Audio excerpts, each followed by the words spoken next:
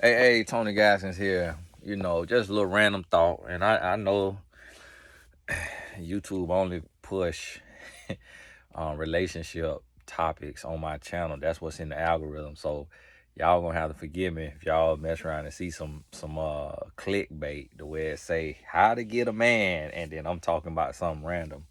But I was just sitting here. I was in my bed watching Netflix, relaxing today, and didn't feel like walking to my office, so I just popped in my wife's closet. One time when I had to work in my wife's closet because something was being done in my office or something, and somebody was like, "Oh, you just sitting in your wife's closet just to show stuff off."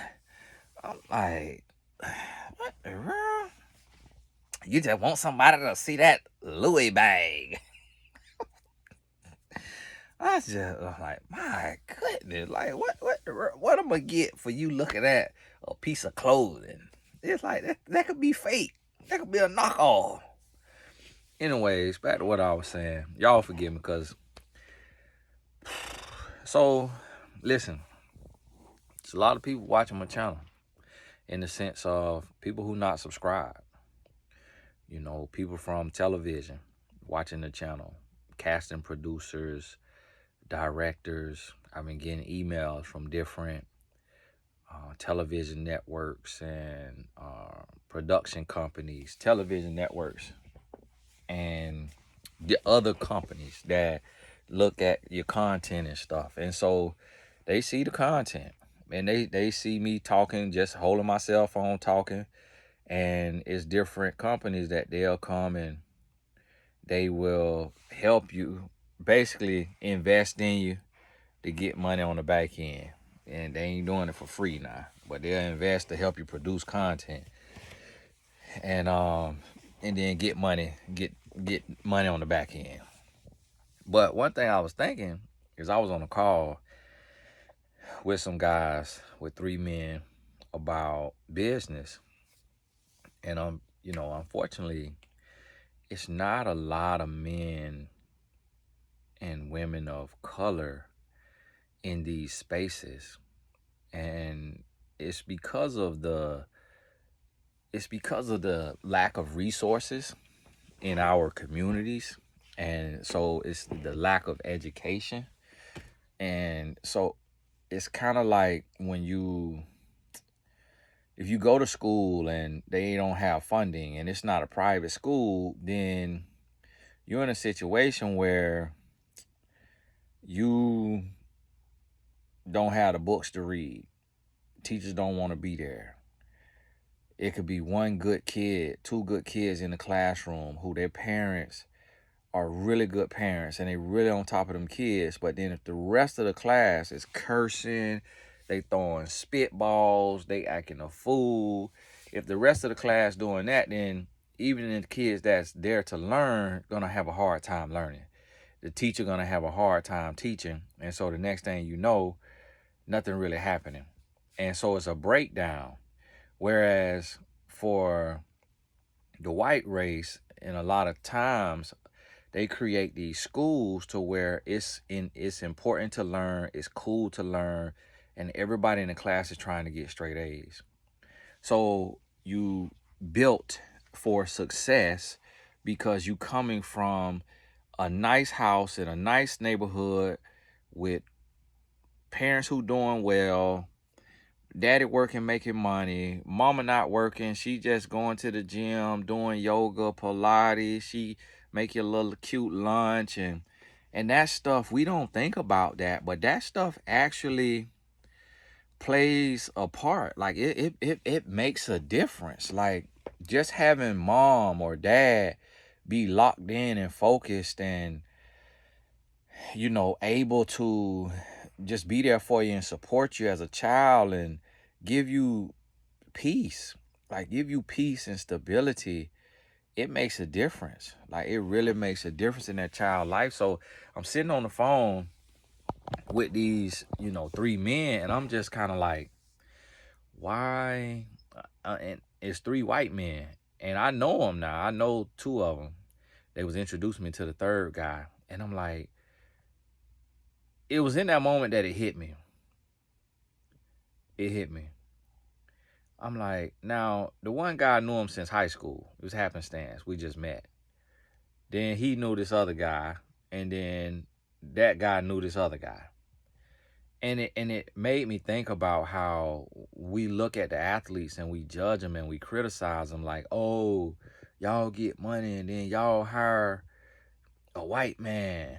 And we always say that, but when I think about it, it's just like, it's not a lot of black people who actually know and understand the industry and these different markets, because these people from these other races have come up in a situation where they've just had time to read, study, and learn. Whereas when you are a minority, and not just to say black, but it's other minorities, could be Hispanic or whatever, Mexican, where if you got to start working at 14, you just ain't, like, to pay bills. If you become the mother or the father of the house basically at 13 years old, you just not gonna learn the same. And so that hit me. And that's just some kind of random, just to say,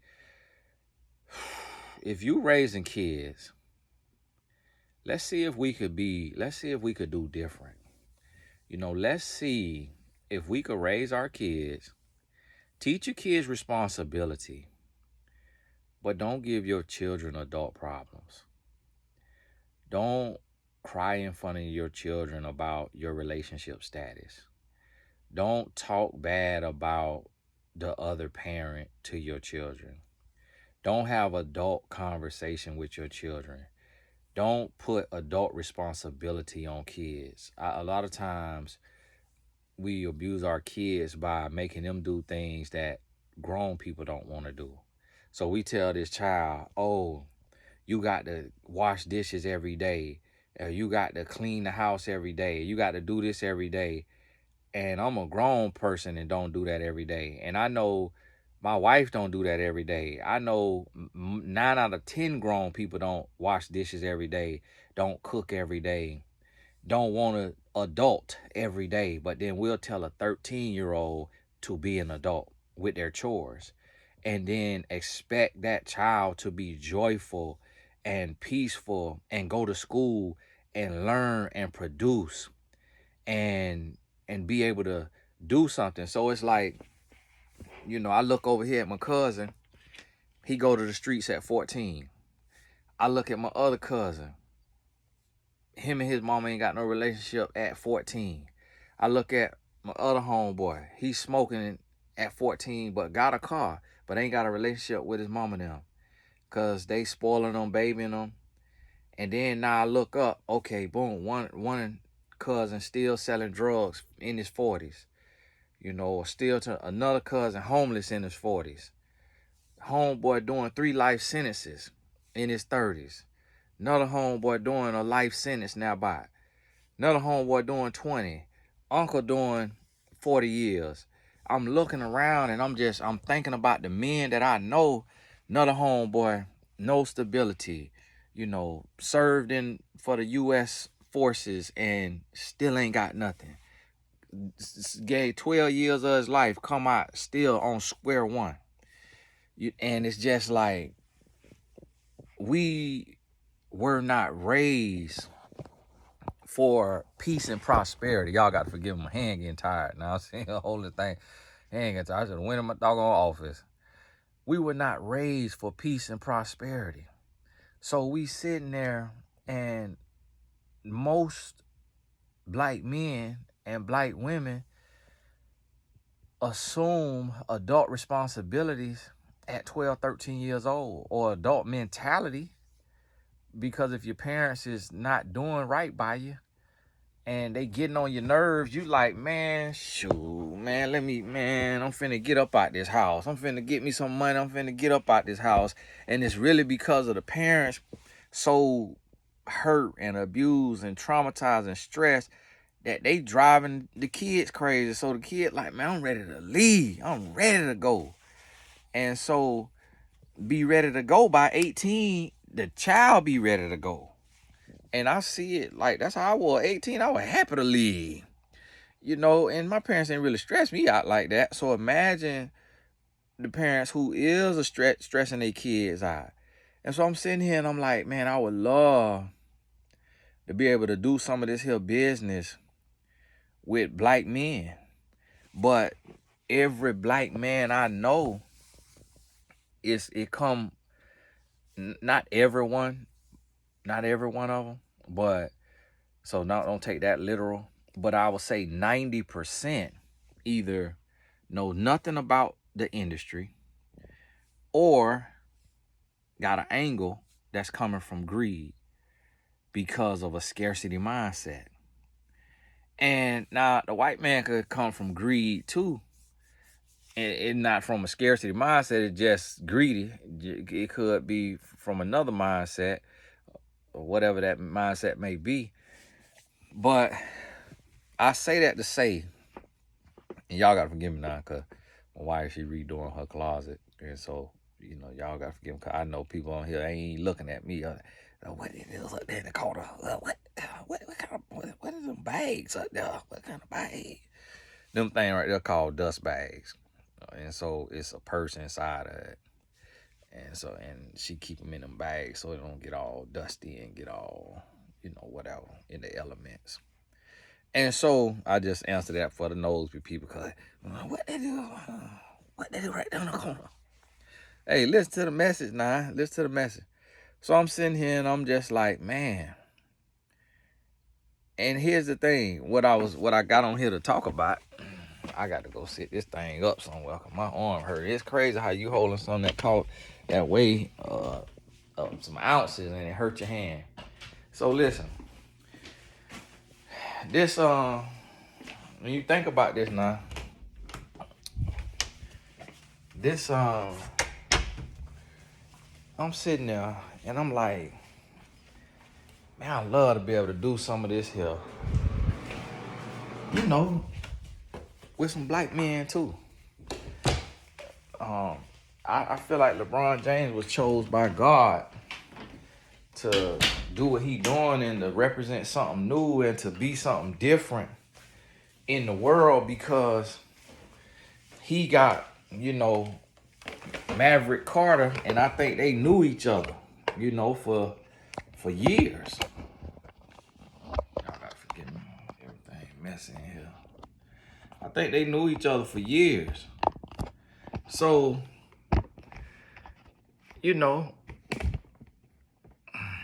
okay, got my little hat in here. Y'all gotta forgive me now. Yeah, we on, my hat just like my Superman cape. So I think they knew each other for years, and look at the business that they doing. So here go LeBron doing his thing, building his brand, and then boom, here go Maverick Carter, boom, right there, right hand man, like just running plays. Do you know that in my business, I've earned millions of dollars, of course, over the years. So I've broken into the millions, and I've traveled the world, spoken on 2 other continents, probably 10 countries, and do you know, I've never once, out of the whole online, out of my whole neighborhood, my whole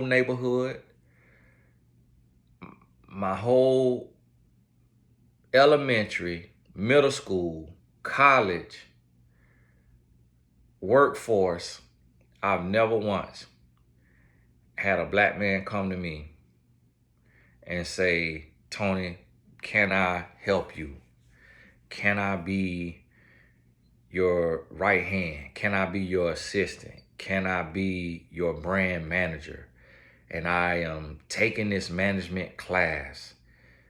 I'm getting a business management major in college, or I'm going to finish my AA or my BS or BA, whatever those call, and it's in business management, and I'm willing to learn about algorithms and about Facebook ads and about social media and the trends. And I just want to see another black man be successful and grow, because I believe in what you're doing and it's changing the world, and that's your gift. And I don't have that same gift of, speaking to people, but I got a mind that I could use, and we could take and put this together and we could build something. Do you know that never once happened?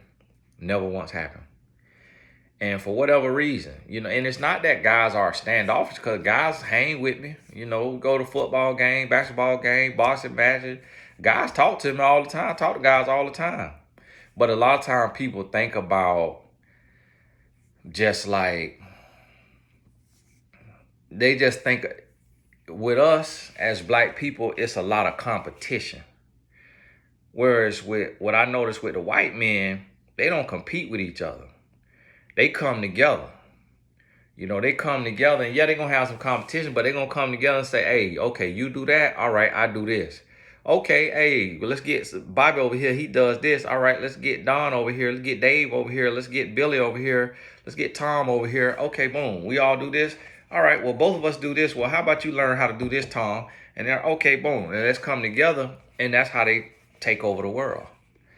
That's how they run a whole country, because they get beyond, just their egos, and they do that. And so what we have to do as adults, we got to recognize this stuff and not make excuses for it. Like, yeah, we know it come from, we know we that way because of slavery, because of, the house Negro and the field Negro contention.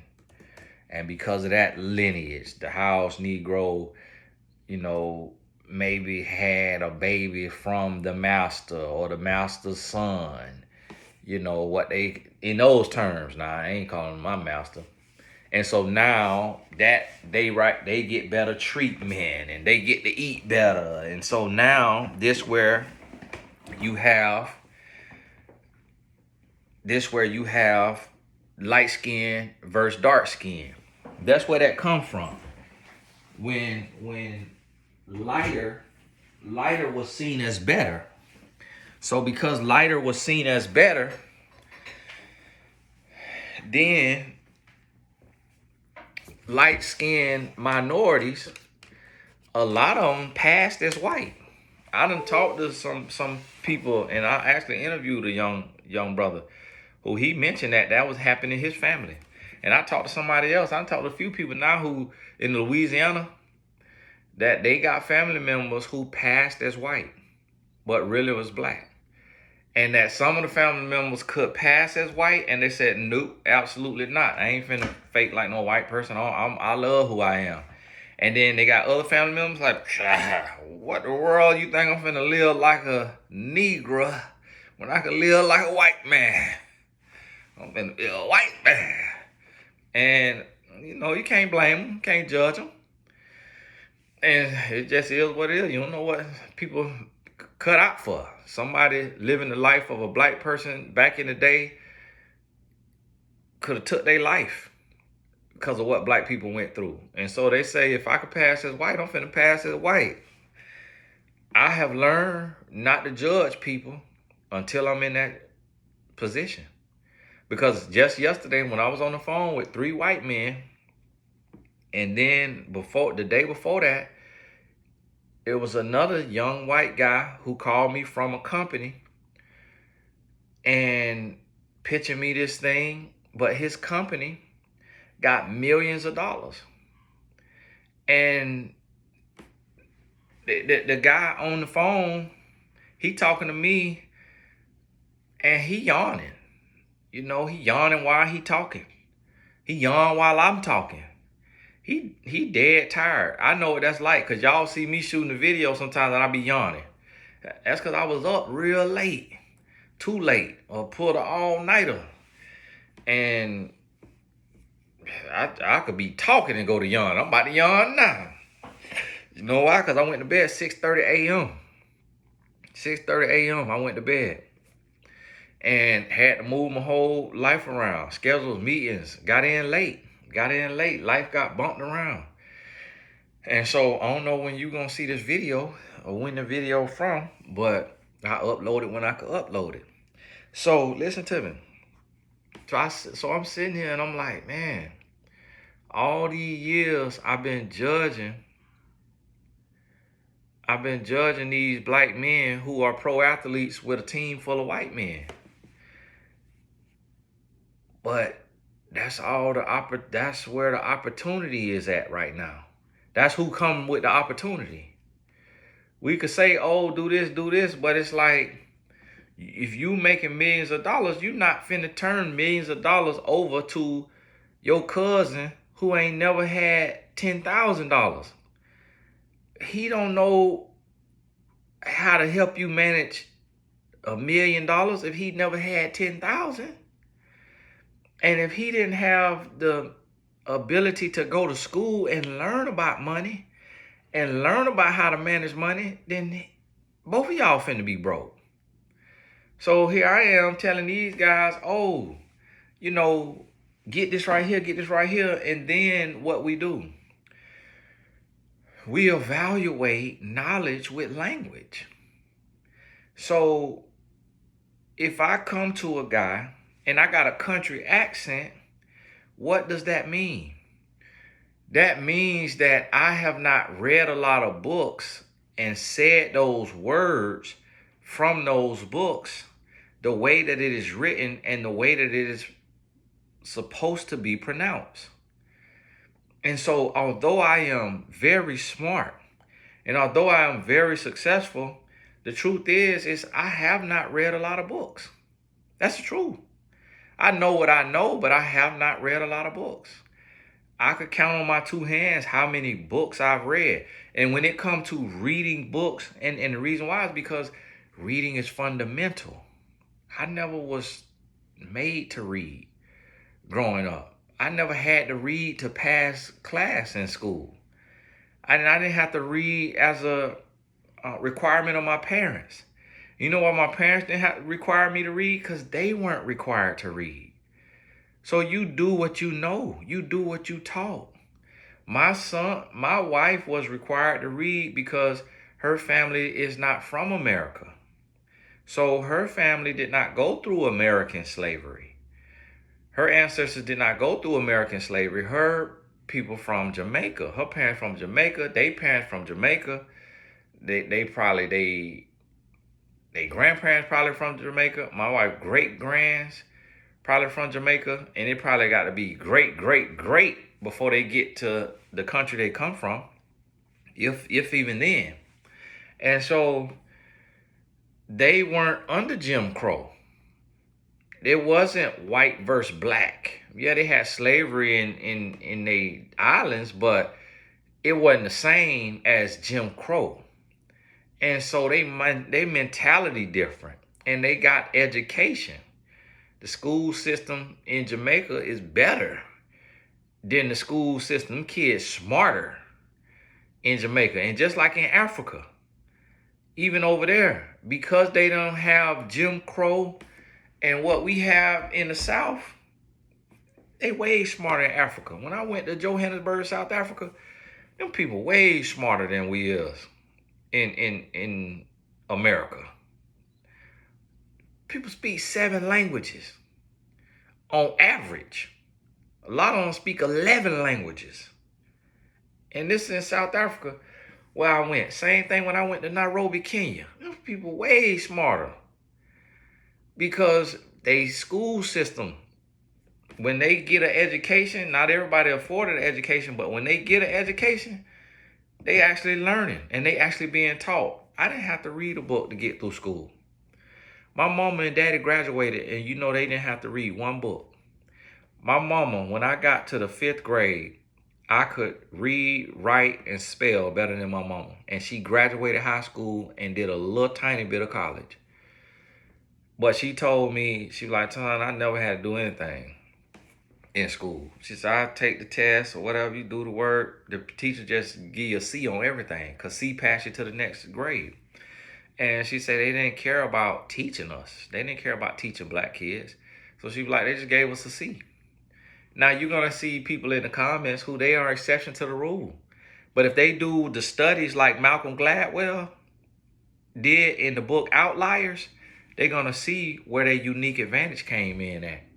They're gonna see where in their family lineage somebody was afforded an education, and it could have been given an education against the law, against the rule, if they black and they in America.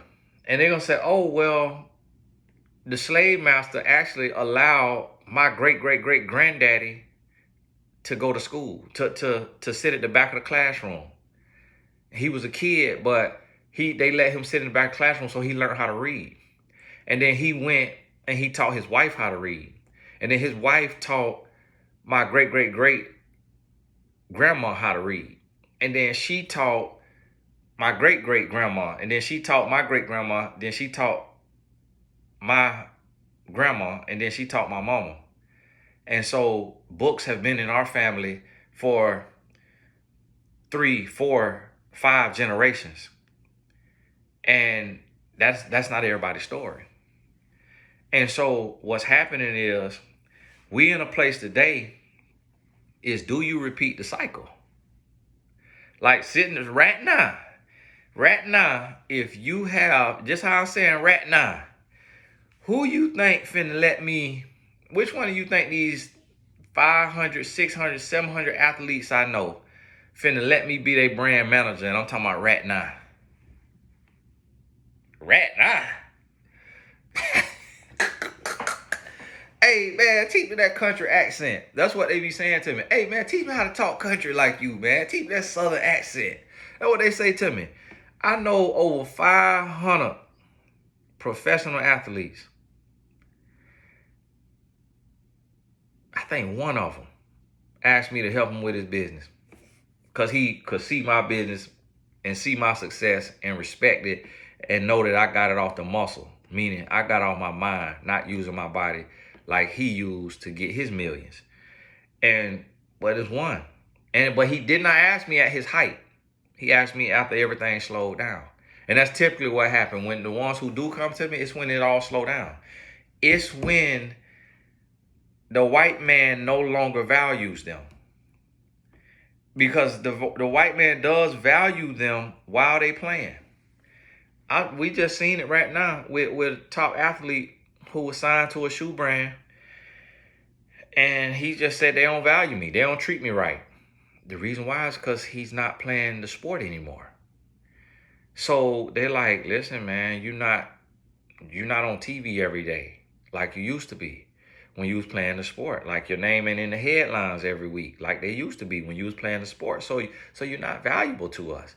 So we're going to spend our resources with the guys who own TV today and who are, their name is buzzing right now because they valuable to us. And that's what they saying. Now, he may feel like, listen, I did a lot for y'all. I took y'all to the next level. I opened doors for y'all. You know, I put y'all on. I made y'all cool. Y'all owe me. And they like, thank you. We appreciate it. You know, use you, abuse you. When you dry it up, then we're going to go ahead. Now, listen, this is a real conversation. And to all the white guys that know me, y'all know I ain't racist. This is a real conversation we having here now. And this race thing is so real that it's hard to have this conversation. And so here we are.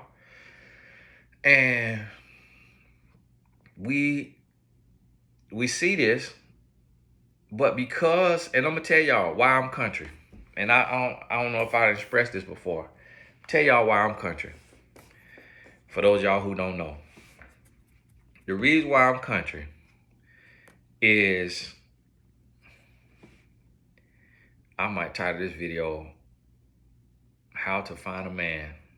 How to Find a Man for You. So if you got ready to, y'all gonna see a lot of thumbs down on this. A lot of thumbs down.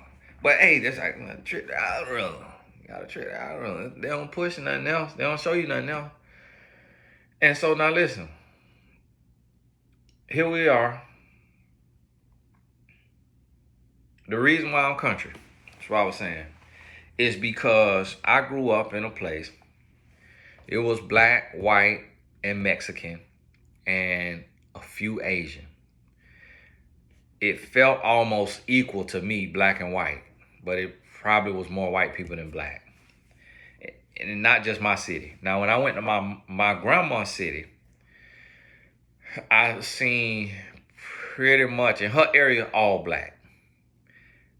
In my city, which 20 minutes away, my two neighbors was white, and across the street was white. So somehow my daddy found a way to get itself together. Like somehow our house was only $45,000. The real estate wasn't expensive, but the black people in my city could not do that. So maybe it was because it was my mother and father income together.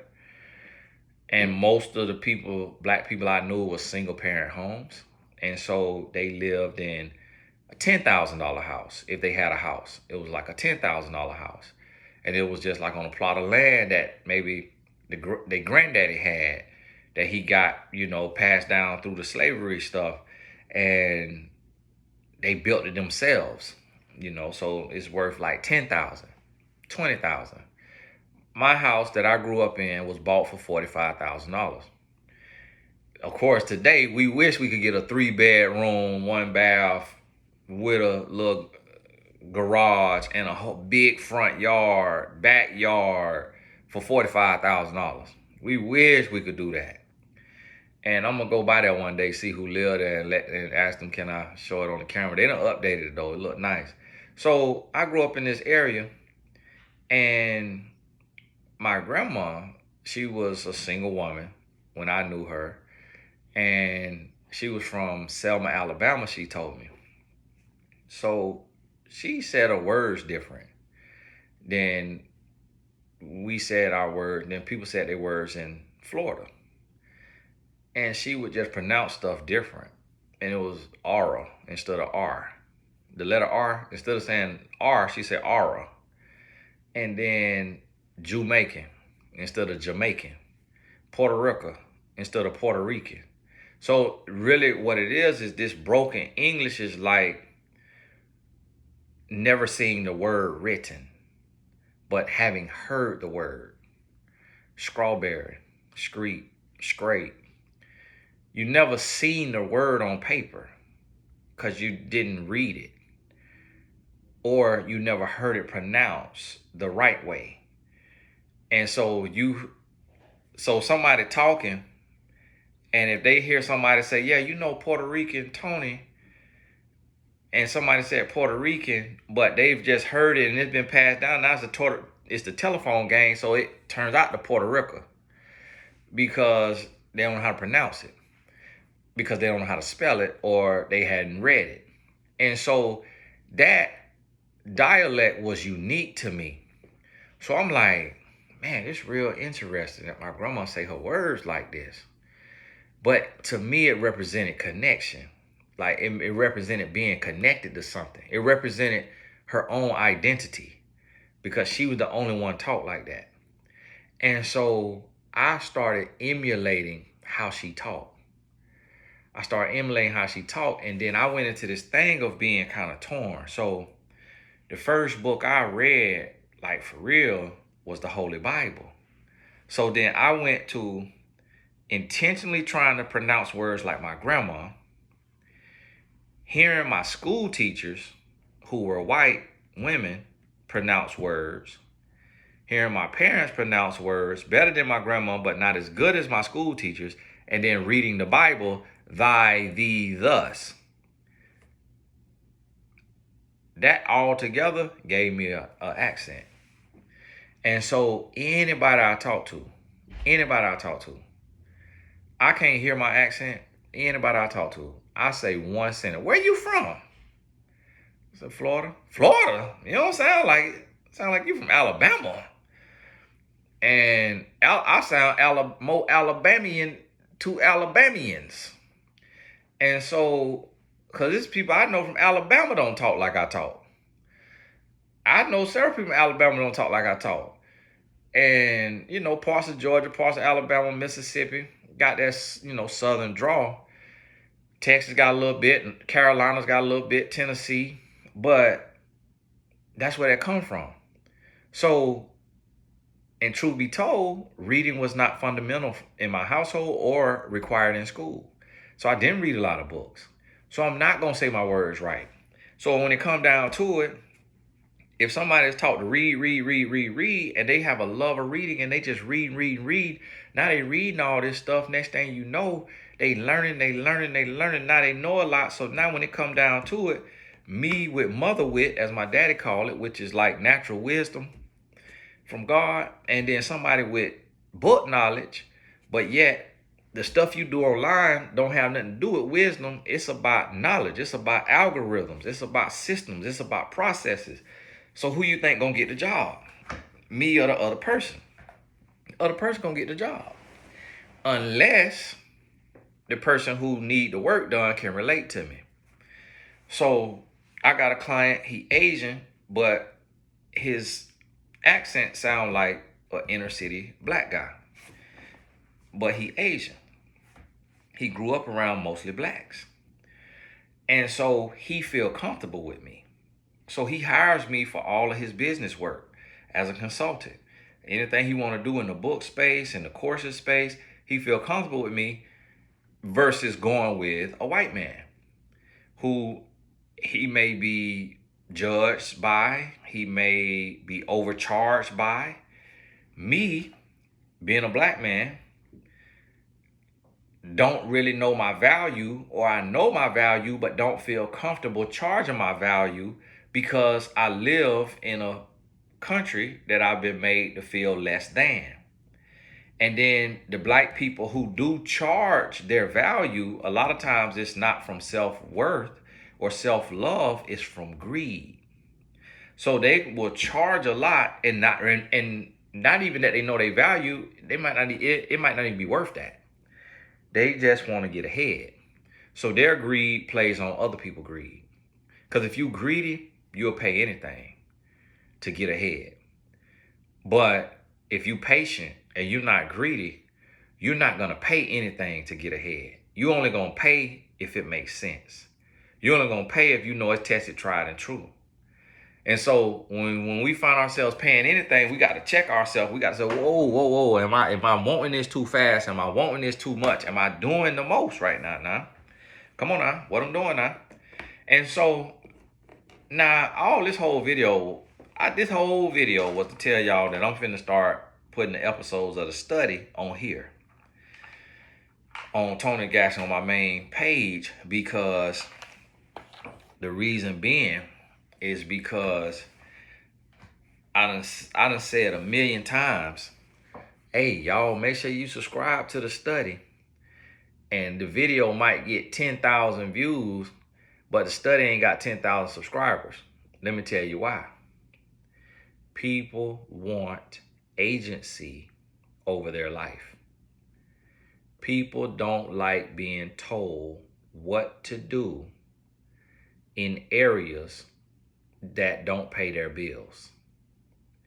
So I can say, hey, subscribe to the study YouTube channel, and 10% of people will do it.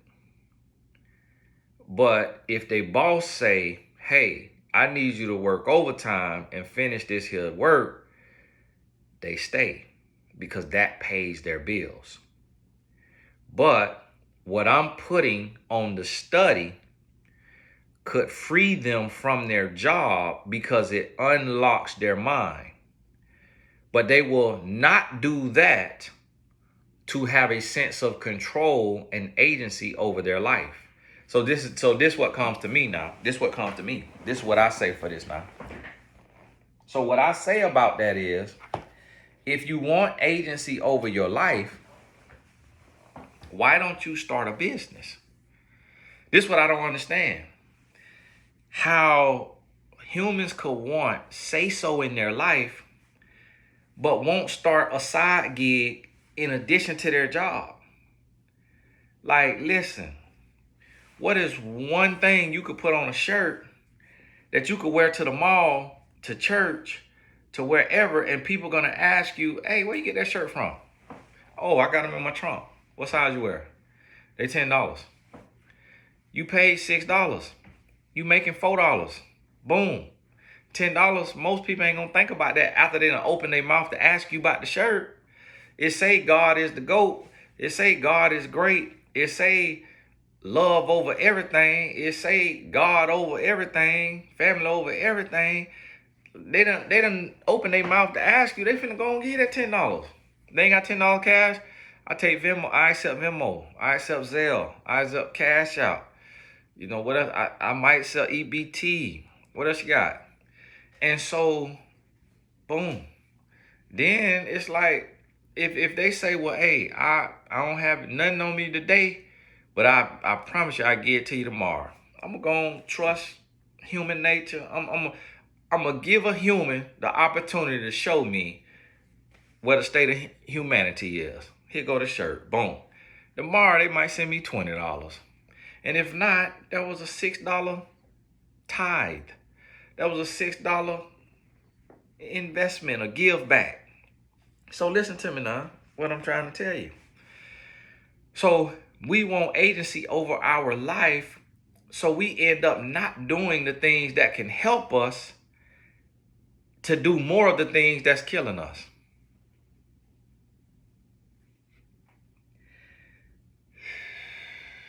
Sit with that now. Break that down now. Now see, people will think, oh, Tony, you just mad because ain't nobody subscribed to that old raggedy channel. I'm not actually mad at all, because I still got this channel. I could post it on this channel. I just wasn't posting on this channel because I wanted to give it its own breathing room, and not you watch a deep interview and then the next video is how to get a man, how to get a woman. It ain't got nothing to do with nothing of what you just got inspired by. But when I was on the phone with this group of men, one of them said, why would you post a video to 3,000 people instead of posting the same video to 300,000 people? And I said, here I am discrediting myself and not appreciating the diversity of who God has made me. And I feel like, oh, well, you can't have you just talking on the phone on the same page as you doing a professional interview. But then the question is, why not? Why can't I do both? Why can't I be down to earth and relatable and shoot on my cell phone, but also have a cameraman with sound and lighting? Why can't I do both? Why do I have to be boxed in? Why do I have to be pigeonholed? Because that's what they want to do. That's what they want to do. People want you to be boxed in. People want you to be pigeonholed. So think about this now, and I want you to look around. I want you to look around, and I want you to see how many people you can find who shoot with a professional camera and shoot with their phone. It's people out there who do it now, but it's not a lot. The reason being is because we're told to do one thing. To get in one lane, stay in that one lane. Don't ask no questions. Y'all give me 1 second. Don't ask no questions. Don't do nothing. Just do what you told to do. Oh, Lord. I done got up with my sandals, with my flip-flops. I done got up with my flip-flops on the wrong foot. I'm like, why my big toe touching the ground? Flip-flop on the wrong foot. I say, well, look here. Flip-flop. I said, why my big toe touching the ground? Flip-flop on the wrong. Had them down here, sit down and put my foot in there.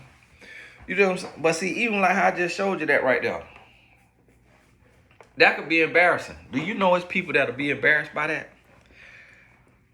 And they wouldn't show that because they will literally internalize and feel stupid that they had their flip-flops on the ground, put their foot down, and end up flip-flops got switched around, put them in the wrong one.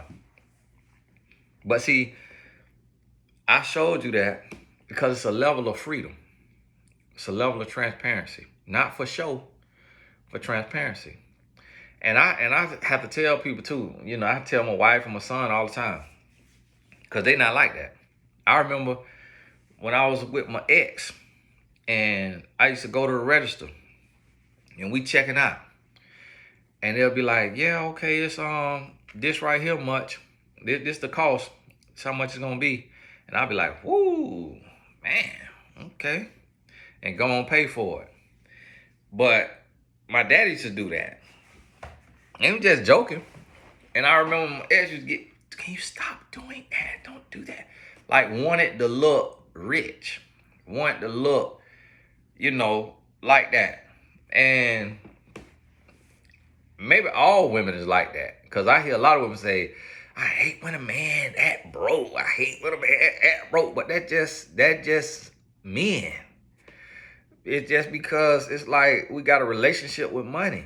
Like we okay. Like if I got it, it don't matter. Now it's different if I'm in there, got to ask the people for a loan, got to ask the people, can I fill out an application to pay for what I'm at the register to pay. But if I got it, I don't care about what this person think.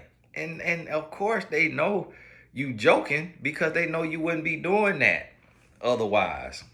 Because they know too many people faking and perpetrating. So when you just swipe it like you got it, a person more likely to think you spending your last dollar than when you actually, kind of expensive. And then you pay for it. Because guess what I see? I done seen billionaires do that. That's a little pricey. And then go and pay for it. I done seen billionaires do that. But see, broke people and broke-minded people, we care so much about what it look like, we'll act like it ain't nothing. Like the Fabulous song, throw it in the bag and then be broke.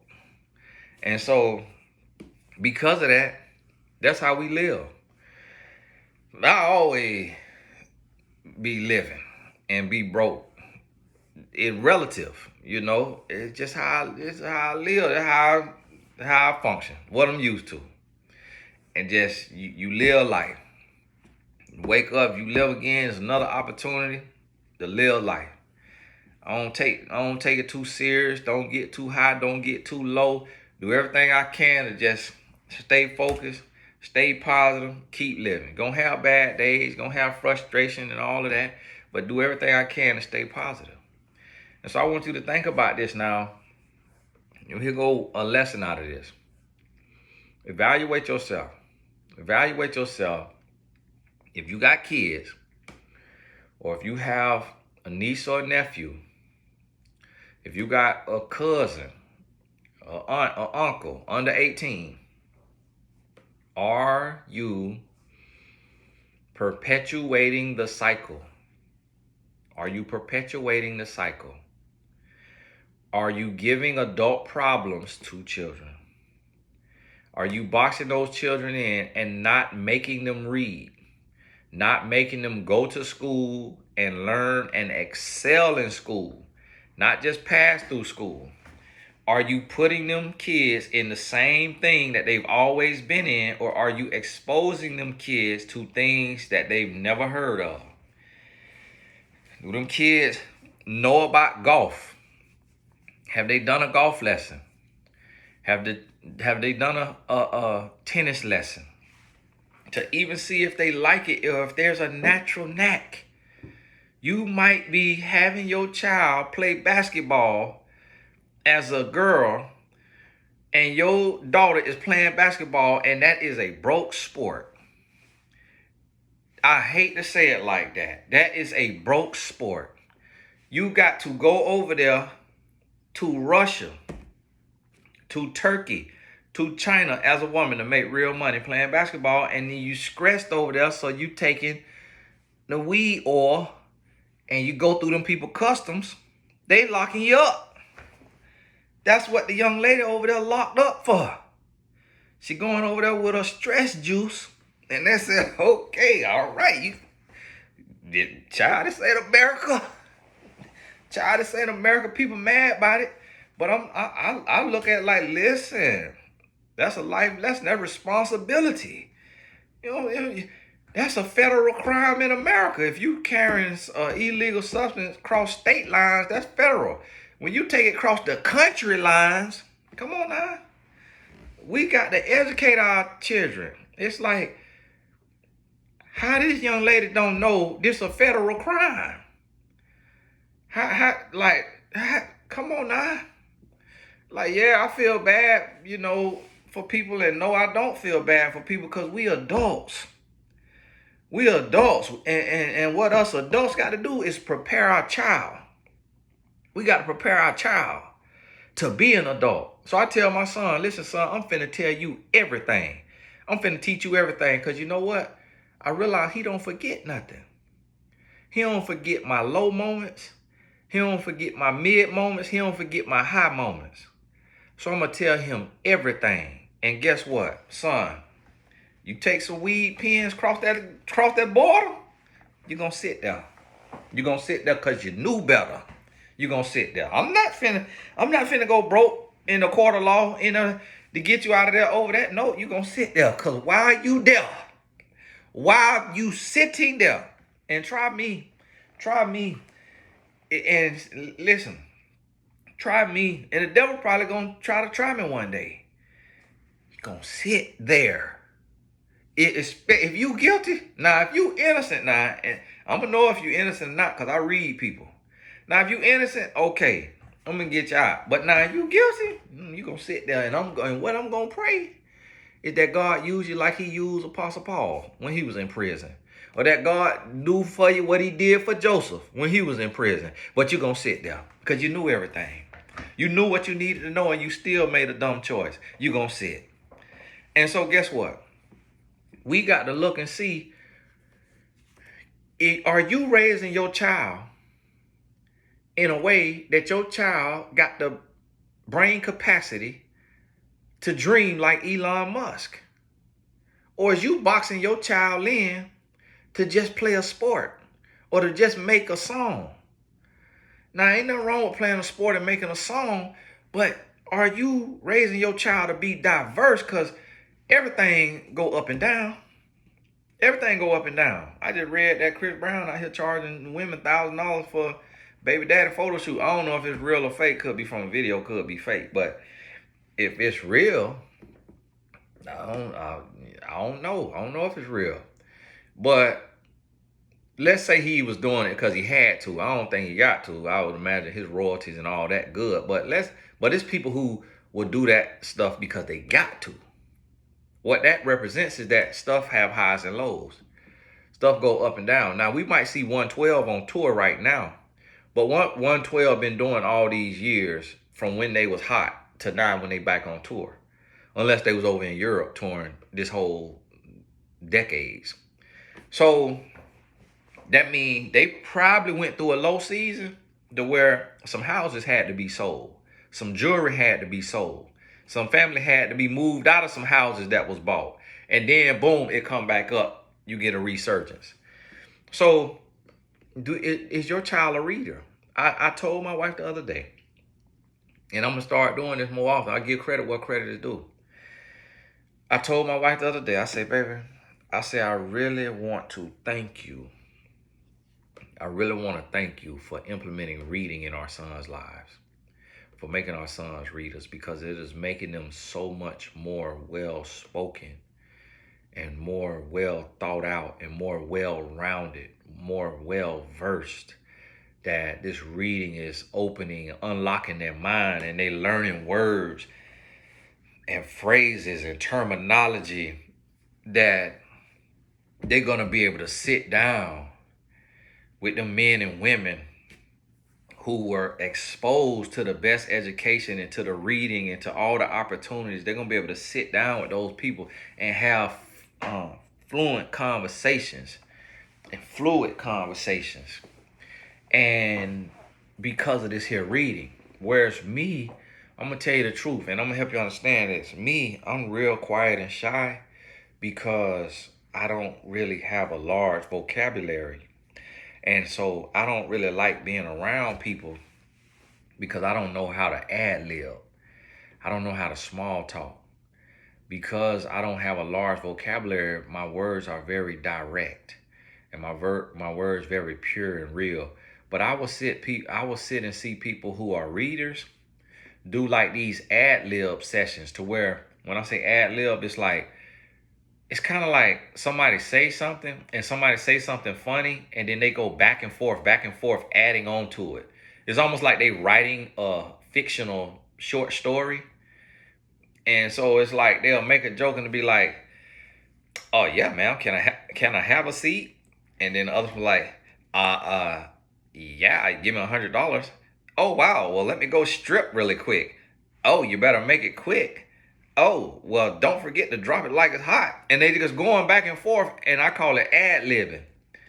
And because in the rap songs, when they say yeah, and they keep coming in making a noise, they call it ad libbing. So I call it ad libbing, and my wife could do that. But my wife read 50 books a year, and she has read like that her whole life. That's how my son. So when my wife and my son have a conversation, I just sit there and be quiet. Cause they go back and forth with these little add-ons and these little add-ons, and my mind don't work like that. Nah, guess what? Can't neither one of them do business like I do business. So my mind work differently. So I got to appreciate my mind and respect my mind, but I also realize my shortcomings. Now they gonna have to realize they shortcomings too. So you have to think about that.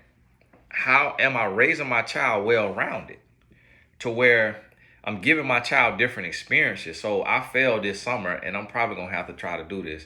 But I wanted to put my son through like a business boot camp, to have him create a whole business. I'm definitely gonna have to do it next summer then, because he'll be 16.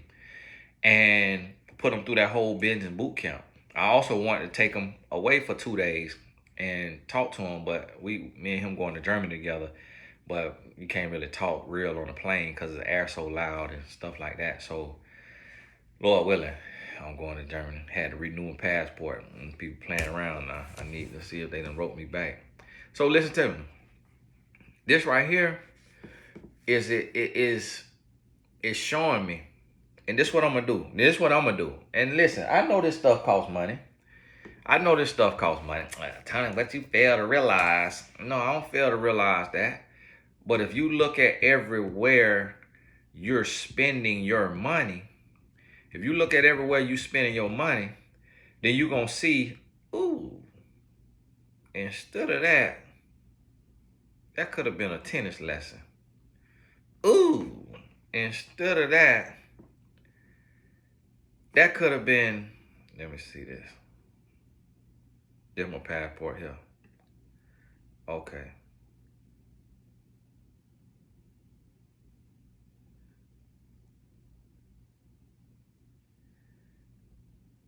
So instead of that, so they got this a concierge, passport concierge. These people charge $1,700. Say they can get your passport back to you in 3 business days. So they doing it right now. They supposed to mail it off today. So hopefully I get it by next Wednesday. My flight is next Thursday. And the way how stuff work, stuff will happen in your life to test your emotional intelligence. And the reason why I had to wait so late is just because financial. You got to go in order your bills of priority, and hey, tuition got to be paid. Hey, this right here already paid for. This vacation here already paid. It's real life. So a lot of times I remember talking to a lady who, her husband, big in the music industry. And we was talking about something, it was something about $2,500. And she said, Tony, $2,500 is a